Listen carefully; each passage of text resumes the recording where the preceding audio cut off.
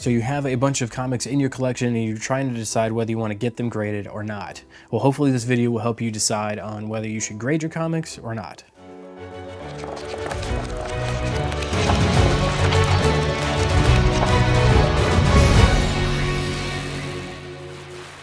What's up, my comic book fans, and welcome back to Fresh Start Comics. My name is Ben, so let's dive in.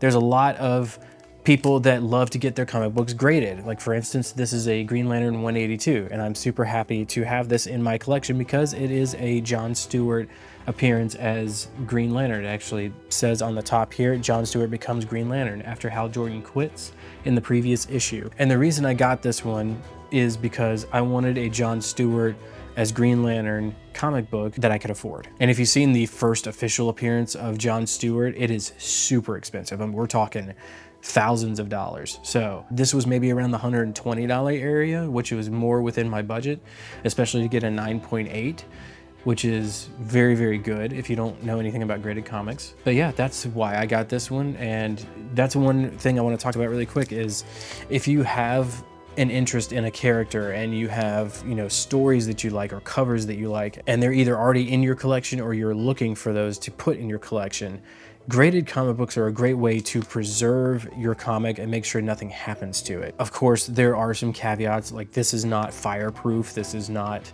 earthquake proof or whatever. It's in a nice display case. It's a great way to present your books. You can hang these on the wall. There's some great stands and displays out there for graded comic books. You can see two of them right behind me that I got off of Amazon. They can be on the wall or they can prop up like they are right now. So love those, and I just love displaying them. So some of my favorite comics of all time I have graded. Some grails and character first appearances are really why I like to grade comic books or get graded comic books. Perfect example of that is this Wolverine #1.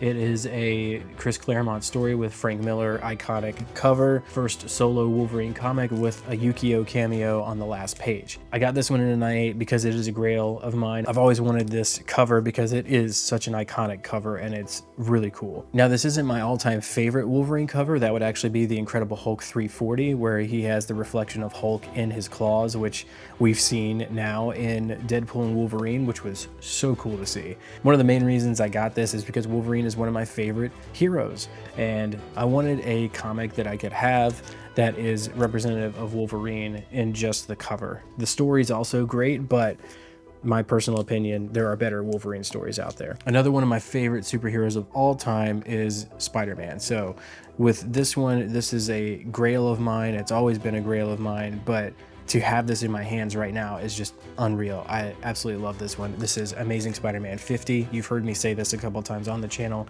This is probably one of the most expensive books in my collection.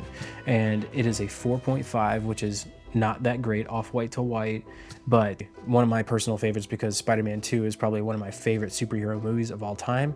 And they take Spider-Man No More. That line is directly in the movie. There's also a page in this that I'll put up right now that they directly copied and put into the movie itself.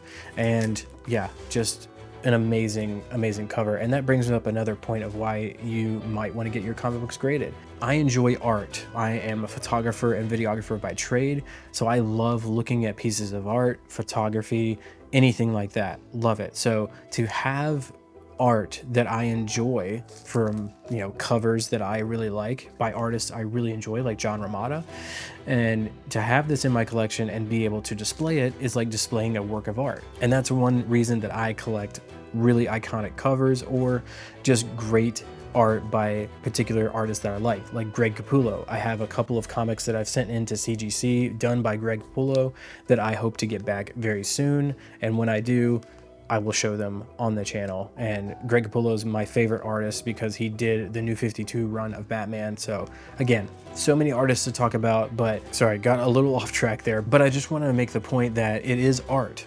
There are artists involved in these comic books. These are very iconic covers and beautiful covers. So don't take away the fact that it is just a comic book. It is a display piece, and it can be a display piece for you. So you can afford graded comics very, very cheaply. If you want, something that is a recent comic book, those are more likely going to be in the $60 to $100 range or less. And those are great entry points. If you find a cover that you really like right now, probably pick it up and send it into CGC. It does cost some money, and we'll talk about submitting to CGC in another video, but that's all I'm gonna say about grading your comic books. It's a toss-up because once you grade it, you can't read it again unless you have it digitally or a second copy. You're really only doing this for the value, potential resale value, or to just show it as a display piece. And that's really what about sums it up. It's really personal preference, but for me personally, the reason I get stuff graded is display piece for artistic enjoyment, and also some of the books that I have over here that I didn't show are for resale. So I will be selling some graded comic books, and if you are on Whatnot, please be sure to follow me on Whatnot at Fresh Start Comics. I do usually one a week. Most of the time they're on Wednesdays in the afternoon. So check out my Whatnot, and I will include a link below where you can get $15 towards your first purchase on Whatnot if you use the link that I put in the description to sign up. So that's it for this video today. Again, thank you so much for the support on these early videos. I really do appreciate it. And all the comments and all the questions, keep them coming. If you have anything that you want to see or you want me to discuss, please leave it down in the description below. Subscribe and like this video. It really does help out the channel. Be sure to support your local comic book stores, and I'll see you next time.